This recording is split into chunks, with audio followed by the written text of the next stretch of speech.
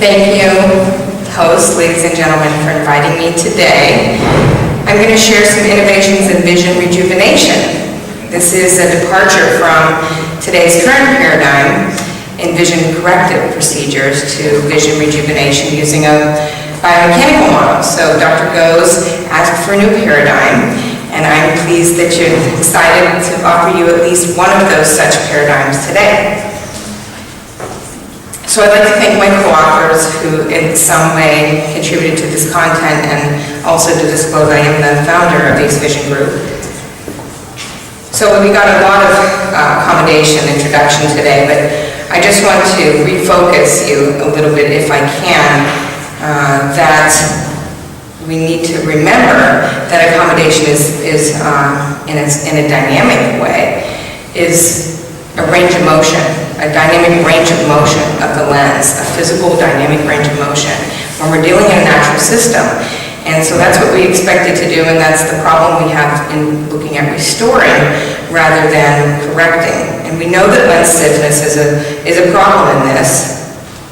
And also, Strength et al. And others have stated that the ciliary muscles are contractile, and there's a problem in disaccommodation, and there's a problem in loss of ability to either disaccommodate due to increase in lens thickness or hardness, and or inward movement of the ciliary ring, or both.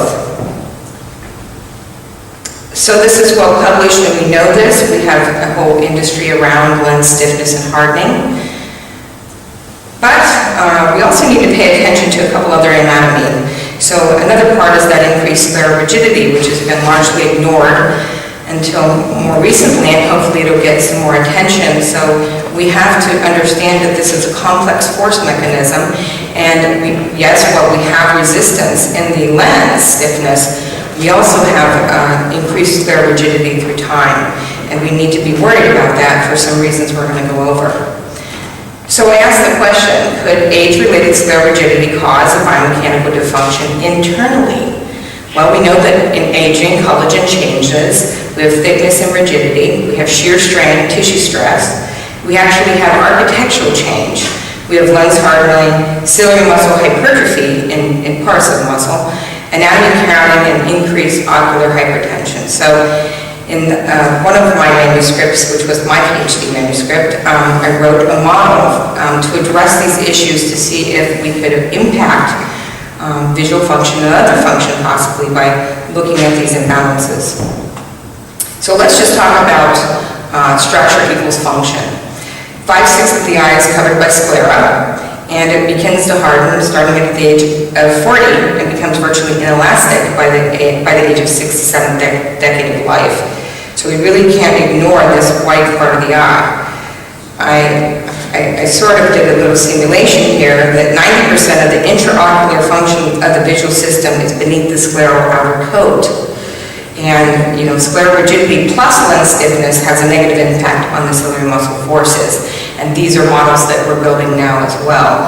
A lot doesn't exist, so we're going to go over some of those ideas today and concepts that this is built on. So how does ocular rigidity and loss of accommodation impact physiological health of the eye? Well, to just be simple, force equals mass times acceleration. I'm going to go through a little bit of Newton's principles, and John will appreciate that, I think, hopefully. But viscoelastic modulus, that's the ability of the globe to depress with force and return to shape. It's about like a racquetball. I don't know if Europeans play racquetball, but it's almost like a tennis ball. You can deform it, and it's very pliable and movable by forces, whereas in viscoelasticity as a 50-year-old is like a baseball. It's very rigid. A lot of force is lost pressing against that structure. So this is actually an adaptation article. I lost the reference here, but I will have it in my references, by Ross Ethier, who studied ocular rigidity as it relates to accommodation and eye health. So the contraction of the ciliary muscle is not only for dynamic function of the visual function, but also for the eye organ. When the eye accommodates, the ciliary muscle contracts, it opens the valve by the way of the scleral spur, it circulates all the fluids and the nutrients of the eye. Ocular rigidity and the loss of accommodation therefore impacts more than just vision function. It's basically the heart of the eye organ. So it is an important function of the eye that we can't ignore, that plays a vital role in that organ of sight. So we know that loss of accommodation is correlated with age. We've seen a lot of publication of that. But we also have some pretty interesting and further growing articles that show that ocular rigidity is a powerful constant for age as well. And the peak onset of the rigidity of the oculus, the sclera, happens just about the same time as the peak onset of the most drastic loss of accommodation. Recently, we also have seen ocular rigidity in the research been correlated with decreased ocular pulsatile blood flow. That's not really surprising considering the vast plexus that's right underneath of the oculus or the sclera. Now, the sclera is not innervated nor is it vascularized, but all those precious vessels do pass through the sclera. Ocular rigidity has also been correlated with certain forms of glaucoma, and these are new studies being done more and more. Ocular rigidity also has been recently correlated with the pathogenesis of AMD. Now, ocular rigidity, due to its health correlations, may contribute to a formation of a cataract. It's been sort of speculated upon. It hasn't been specifically proven, but isn't that interesting? And it should become a further interesting topic that we should be looking at in the future. So the visiodynamic theory was published in 2003, and what it is a biomechanical application for the aging oculus. And there's some terminology that's used in biomechanics that's not really common, so I'm going to take a little time to go through those. And what is visiodynamics? So the goal was to understand the acting faculty of seeing, visio, and the phase of mechanics, which deals with motions of materials and bodies taking place under specific conditions. And as we know, aging is a specific condition. We can definitely identify with specific physiological things that are happening to us and demonstrate function loss with aging. So instead of looking at, again, vision correction, the goal was to say, gee, how can we understand this and how can we restore that? So when we apply this to presbyopia, age-related consequences on connective tissue, of which the eye is 95% made of, as they occur throughout the body, have significant irreversible impact on the body, most distinctly scleral compression or sclerosis of the sclera that happens with age. And these things have been demonstrated to have impact on biomechanical efficiency of what I've termed the oculociliary joint. That's the connection of the sclera through the tendons of the scleral spur to the zonules, to the capsule that was described this morning by Dr. Beauvais, and to the lens, which actually moves something with a particular force in a direction, and that's a definition of the joint. So that whole complex is what I mean by that. Ocular biotransport, which we just saw in the last paper, that the heart of the organ is that complex, that only moving dynamic part circulates everything in the eye, down to metabolic efficiency and even extracellular matrix efficiency. So let's just look at what a normal cascade of aging is, and this big scleral coat that you see is impacting all those lovely structures that we know provide us all these visual capabilities. This is a typical, not just direct to the eye, but in every collagenous tissue in the body as it ages goes through this cascade, and it's a vicious circle of compression, physiological stress, hypoxia. Your architecture changes, you have a load of the coat, your interocular pressures and the homeostatic mechanisms sort to react to that, and you have stress. So how can we understand ocular kinesiology, that's the movement function of this whole system, and restoring that? Well, we first have to understand what is the problem we're trying to solve. The problem we were trying to solve was the accommodative neuromuscular system is the primary dynamic moving mechanism of the entire eye organ. When it stops working efficiently, so does all dynamic physiological function of the eye organ, including visual function. So how do we look at this? To restore that, we have at least 3 requirements. We need to balance the dual optical system, and in a natural system, you still have to deal with the cornea and any problems in those optics that are, taking away from your accommodative power. You have to facilitate the accommodation system to contract and do forces in the direction that you want them.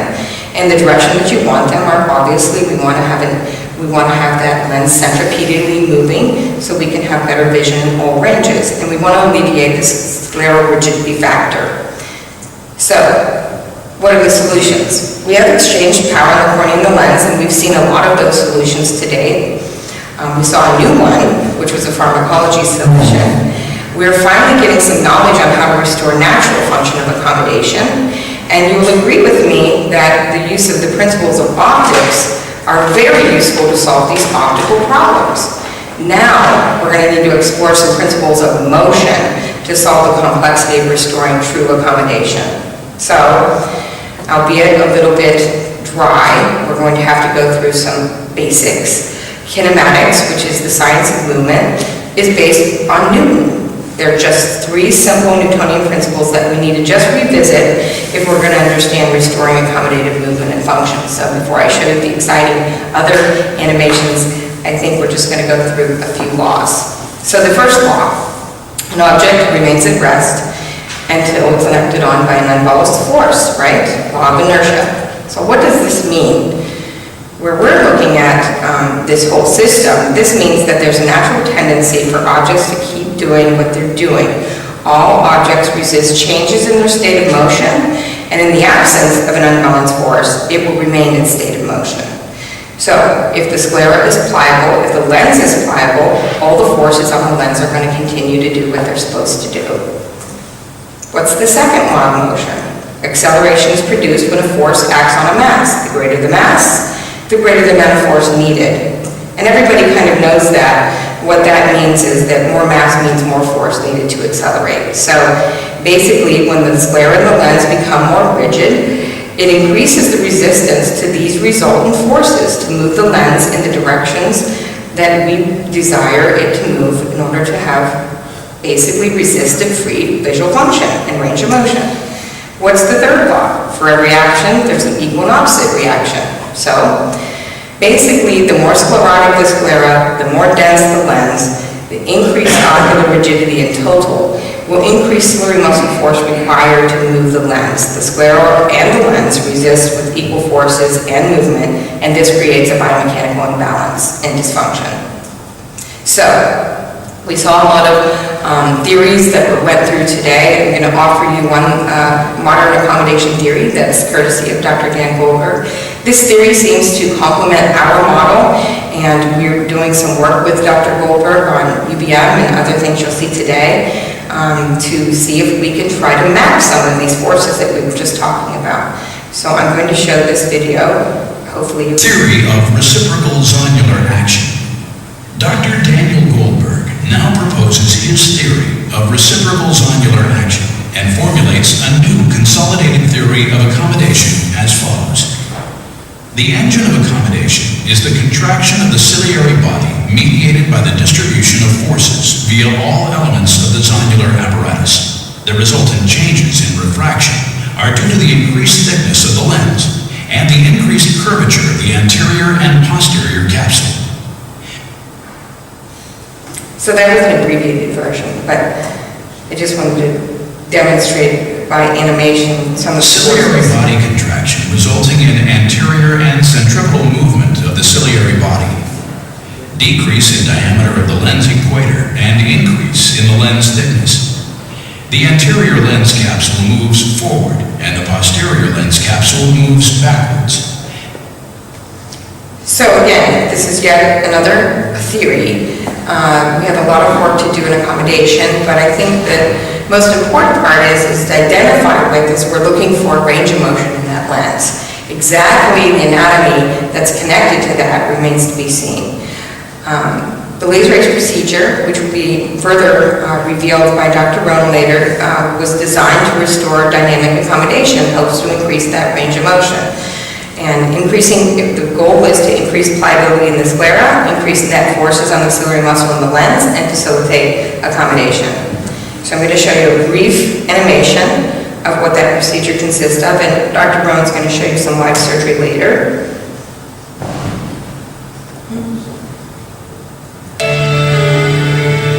So here you see a marker.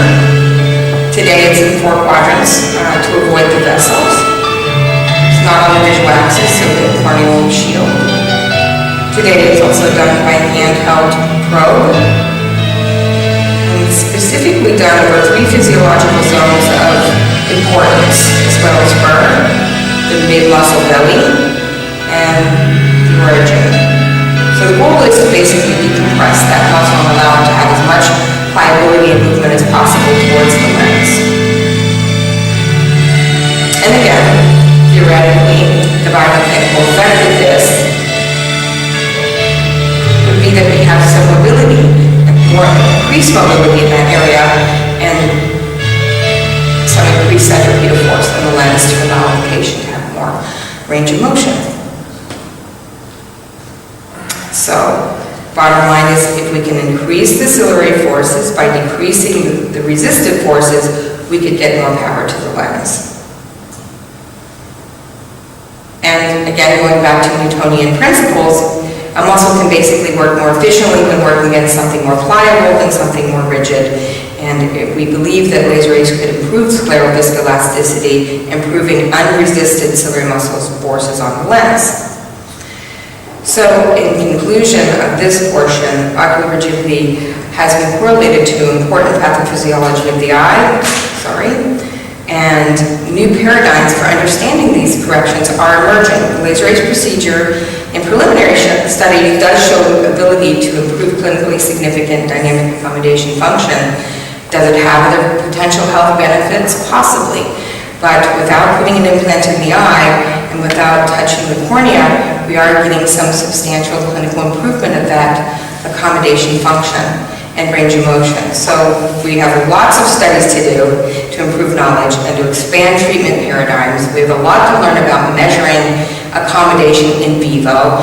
We're starting to now just look for opportunities to establish diagnostics and models to really put the proof in the pudding with our results instead of just having clinical visual acuity and questionnaires. So without that, we say because accommodation is extremely complex, the job of restoring it is going to be a long and difficult path with lots of challenges ahead. Despite this, we must ride the storm.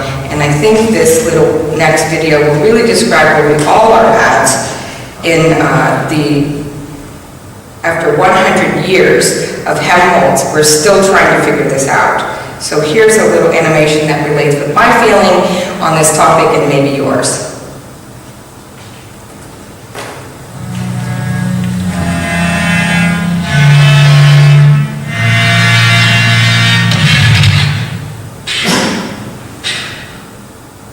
What a filthy job. Could be worse. How? Could be raining.